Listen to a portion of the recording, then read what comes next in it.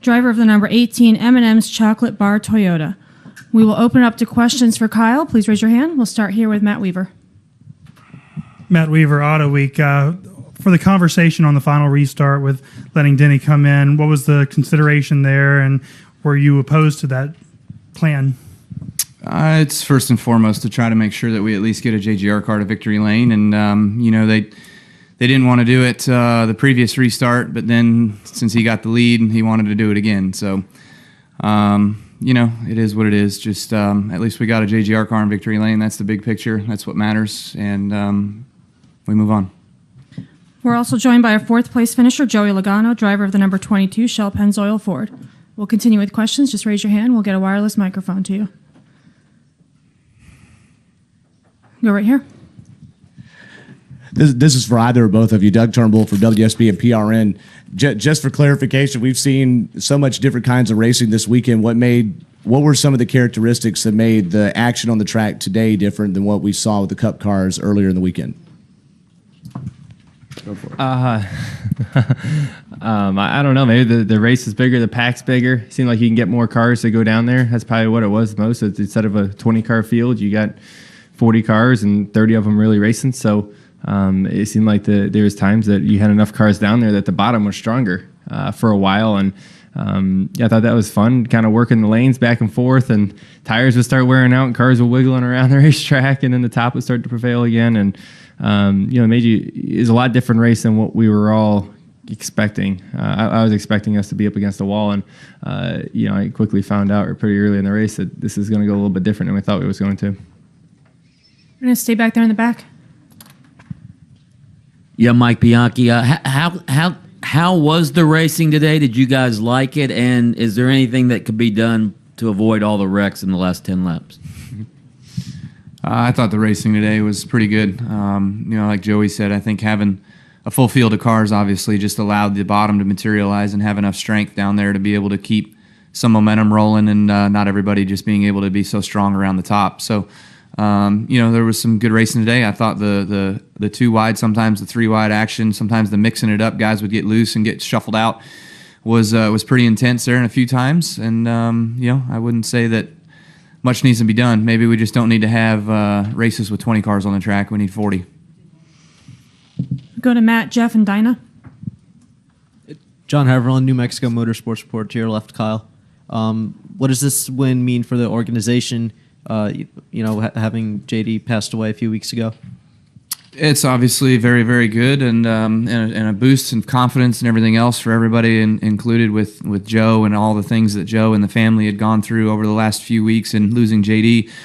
It certainly is a very bittersweet situation for myself, as I'd much rather have been the one to win the race and be in victory lane and celebrating with my team and with everybody at Joe Gibbs Racing, and being a part of the JD celebration. But overall, you couldn't be more thrilled for all the 500 people back at Joe Gibbs Racing that knew and respected and obviously looked up to JD for the person that he was and for the relationships that he gave all of us.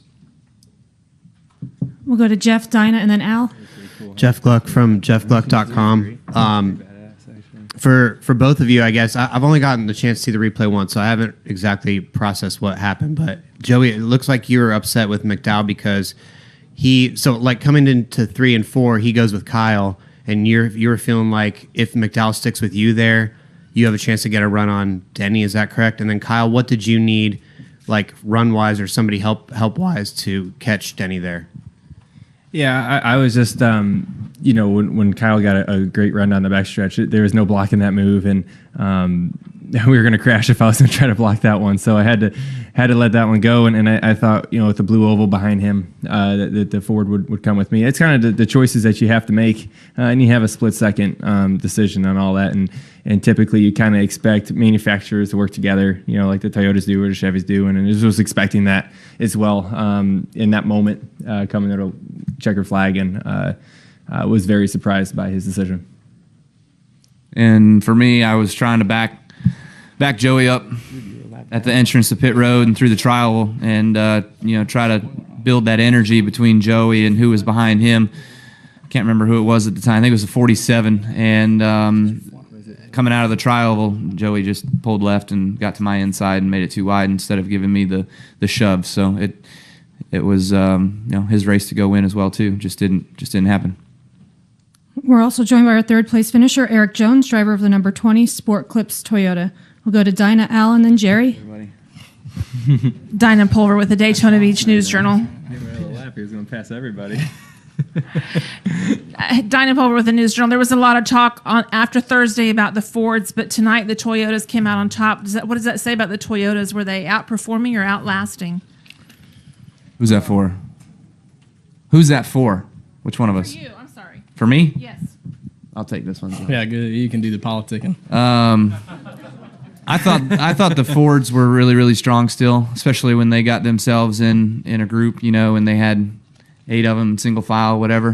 They were pretty fast, but then there were times out there certainly that the 95 led a lot of laps. We led a lot of laps. We got out front. There at the end, I think it was just track position. How we came off pit road, the 11 and the 18 pretty much just kind of kept the front of the field at bay for the rest of the day after, with 30 to go. So I think that it was pretty evenly matched as the day went on. And we kind of saw that, some of the Toyotas and I don't know if it was just coincidence or what, but some of the Chevys were kind of working and the speed was there in those situations to keep up with the Fords. We'll go to Al, Jerry, and then Jacob. Yeah, Al Pierce from Autoweek. For you veterans, we'll get to you later, but for you veterans, are y'all happy to be done with the restrictor plate era, or are you sort of uncertain about what's down the road, or, do you just take it as it comes?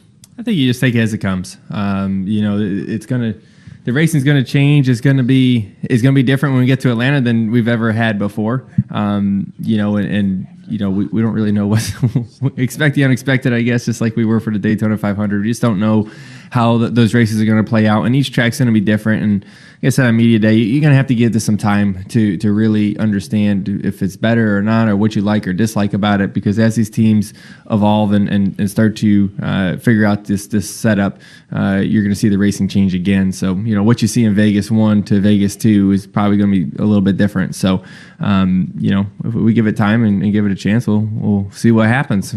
We'll all know next week. We'll go to Jerry, Jacob, and then Nate. Jerry Jordan kicking the tires at net. Joey, out there, Michael McDonald went and talked to him afterwards about your conversation. He says that he's paid to drive his car, not yours, and know that you guys are both Fords, but he was trying to go for a win. He said you had a lot of damage and didn't feel like you were going to be fast at the end. Yeah, at that point, he wasn't going to win. He was going to have to pass Kyle. Yeah, I mean, there's no chance. He jammed on the brakes getting into turn 3 anyway. I mean, he pretty much just put Joey and I alongside and the 11 the win. I mean, it was like, neither one of us got the push on that deal. Yeah, whatever.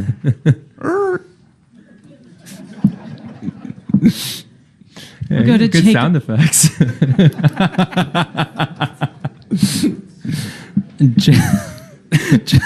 Jacob Seelman, Speed Sport Magazine. On that note, I've got 2 questions. First, for Eric, I'm still trying to figure out where you came from. I mean, where did that run from 3 to the flag come from for you to make this a 1-2-3 finish for JGR?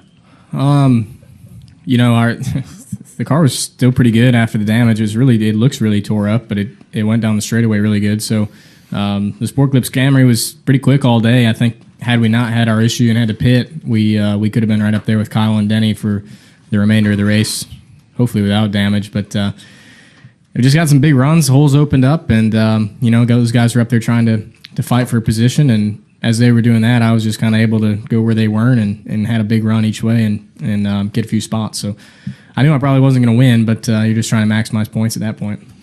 And for Kyle, we heard the radio with a couple to go before, I think 2 to go in regulation, where you got told the 11 wants to race now. How tough is that to balance, when to call teammates off in the final laps? And did you think this was your best shot? Did you feel like this was your best shot yet to win the 500? Yeah, I mean, the 11, we try to work together as much as we can. You kind of see it sometimes at other racetracks as well too, but here at Restrictor Plates, when you have guys like that up front, you try to work together as much as you can. And the situation kept presenting itself, and it just was what it was. I mean, much rather see a JGR car, and no offense, but much rather see a JGR car in victory lane than anybody else, obviously. So I felt like keeping our strength in numbers and getting us lined up was going to be the best that we could be. And what was the second part? Yeah, this was probably the best shot to win. Being up front that much at the end of the race and having the track position and being in those positions on those restarts and whatnot. That one restart where Denny wanted to race, I took the bottom because I felt like having the 14 behind me. 14 was pretty fast, and the 22 was behind him. I felt like that was going to be, I think that's how, no, you were on the outside. It was the 34.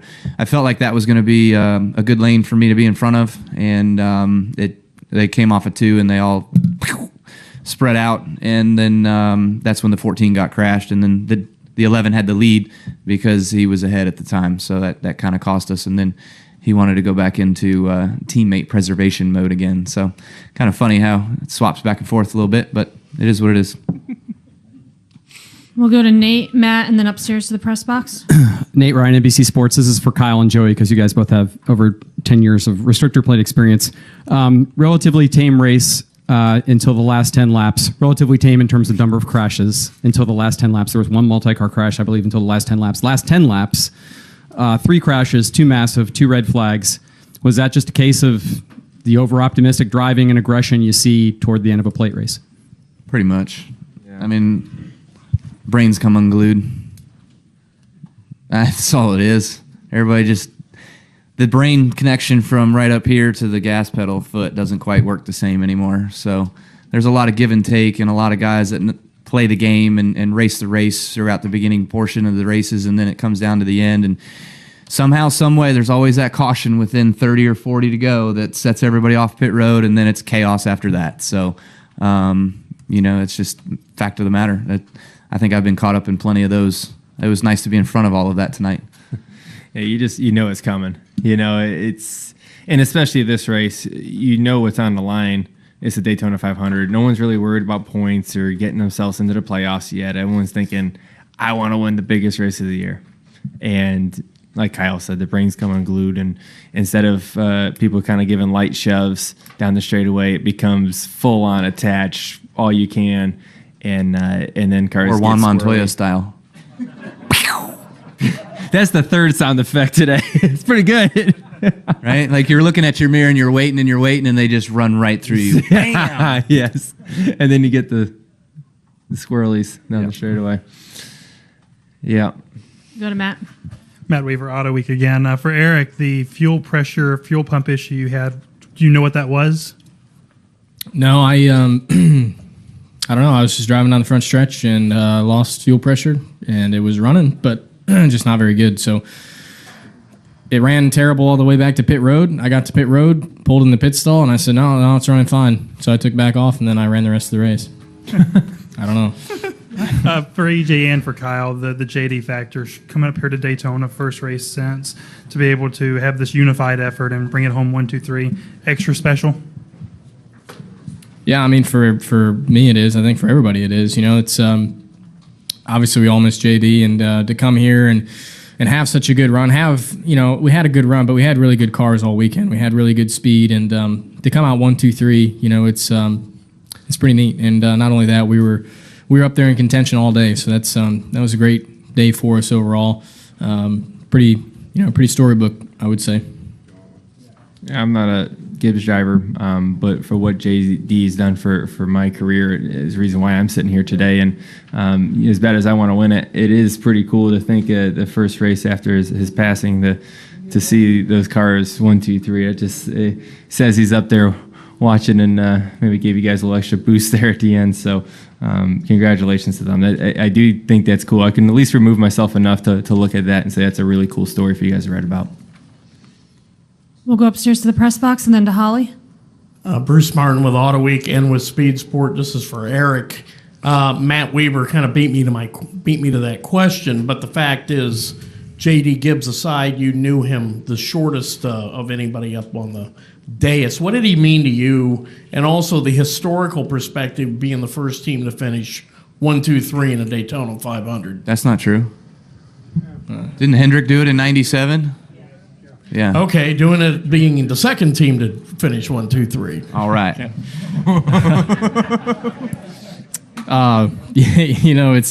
It's great anytime. I mean, anytime you can run 1 2 1 2 1 2 3 1 2 3 4, whatever it is a good sign for your company and for your team. And it was great to do today. For me, I knew JD very early in my career at JGR when I first got into Xfinity part time in 2014. Yeah, 2014. I ran a couple races and spent a little bit of time with JD. I didn't get to spend much with him, but great guy.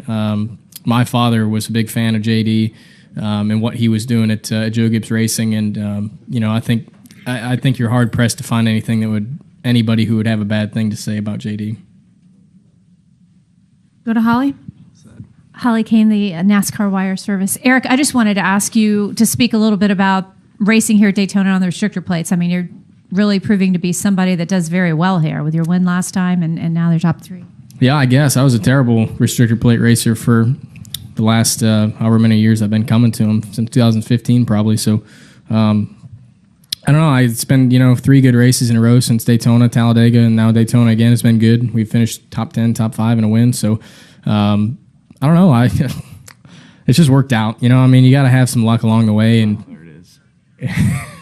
What? You said it. There you go. The L word. And you got to have some. Right. And go back and watch my in car with about 3 to go. And there's some luck No there. skill, right?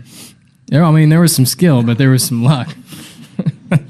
But no, it's just worked out good. We've had good cars too, so it's all worked out. We'll go to Al. Yeah, Al Pierce, one more question for you, Kyle. Joey mentioned that going forward, the rules will change maybe almost every week or every other week. Do you like that scenario where you and your team have got to adapt to new rules virtually every weekend?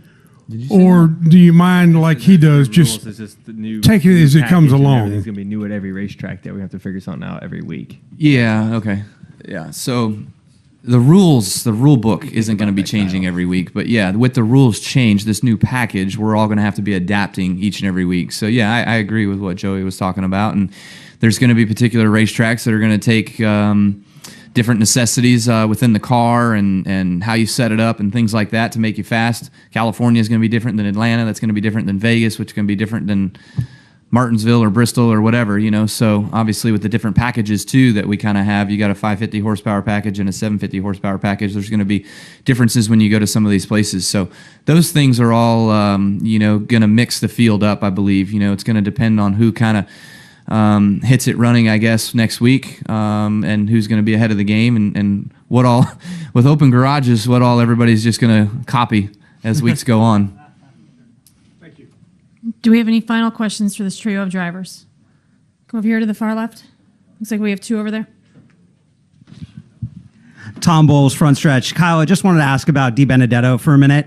Were you guys surprised that he had that much speed today? And what do you think of the new team? Do you think he can get to the same level along with LFR that, at least somewhat of a level that Furniture Row once had with you guys? Yeah, I wasn't surprised at all. Having wheels over there and having JGR equipment and stuff like that and being an affiliated team, I feel like they did a really good job, and Matt did a great job behind the wheel. He was fast. He was smooth. He looked really good. I was just disappointed that he wasn't able to kind of be there at the end. Felt like he was definitely an ally for the 18 car for much of the day. Same with the 20, and being able to have that opportunity to be together was good for much of the race, or the both of us. And then, I think as the season goes on, there's certain restrictor plate racing is definitely different than the other racetracks. They're going to have their work cut out for them. They're going to have to figure out what it's going to take exactly to make themselves successful. I wouldn't say they're going to light the world on fire right out of the box, but I'd like to expect them to grow into their situation and hopefully be an affiliate that we can certainly rely on. I think we had one final question over there on the left. I know that setup is always a big question, and of course the setup for the heat of the day and the cool of the night. But during this race, we had a lot of cars get really banged up, and yet some of those banged up cars are still contenders toward the end. How do you all handle when it's something that you're not going to be able to fix, and how do you keep going forward? You were the most wrecked, right? Yeah, I was pretty destroyed. You were good destroyed, though. Yeah, good. You can get good damage, too, Yeah, we got some okay damage in there. But, Yeah, I don't know. I mean, at first I was kind of thinking that, I could still drive it back. I mean, I couldn't really tell how bad it was at the time, but it's just such a race here of just perseverance. I mean, you get down to those last 20 laps. I knew there was probably going to be another wreck. I didn't expect what really happened there, the few we had, but getting down to the end, at one point I was like, well, there's only 14 cars left. I said, I might as well just go race now. So you just got to stick with it. I mean, this is the one track where you can have quite a bit of damage and still get up there and contend. And that's what kept me going, knowing we were still going to be in it and be able to get a good finish.